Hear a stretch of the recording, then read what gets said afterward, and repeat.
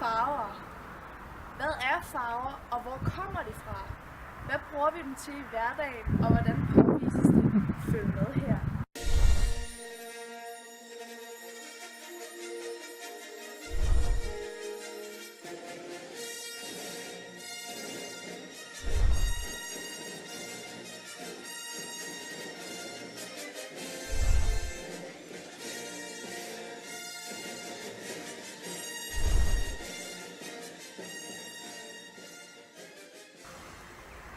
Farver findes overalt omkring os, både indenfor, men også udenfor.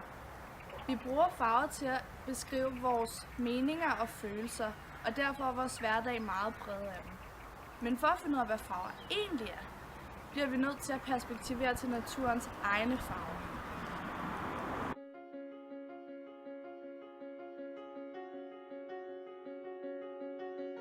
Et eksempel på naturens egne farver kan for eksempel være solen og en vilkårlig blomst. Solen udsender hvidt lys, som på en eller anden måde vil ramme blomsten, og dette er det første skridt mod at visualisere blomstens farver. Hvidt lys er i sig selv ikke hvidt. Det består nemlig af 7 farver: rød, orange, gul, grøn, cyan, blå og violet. Det hvide lys vil derfor ramme blomsten, og de fleste farver vil blive optaget, men de farver, som er overflødige, vil den skille sig af med, og netop den farve vil vi kunne se som blomstens farve.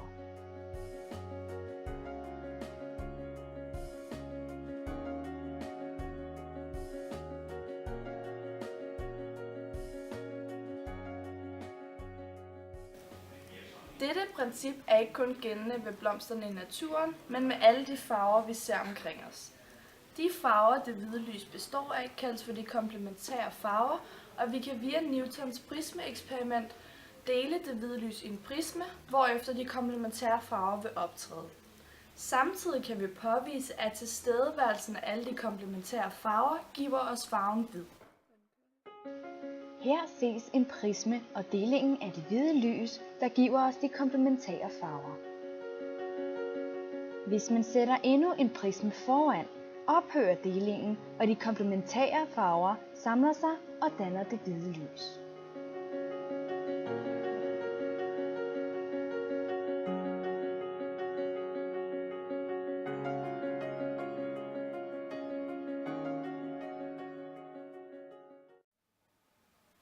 Man plejer at sige, at sort og hvid er modsætninger af hinanden, og vi ved allerede, at hvid opstår, når alle de komplementære farver er til stede.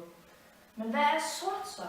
Forskere har fundet ud af, at i et sort hul optages alt det hvide lys, og derfor alle de komplementære farver. Men ingen af de komplementære farver reflekteres, og derfor opstår farven sort.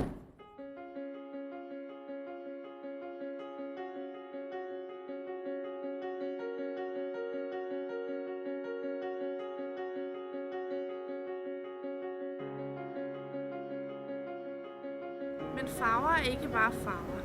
Der findes nemlig 3 komplementære farver, som skaber alle de andre farver.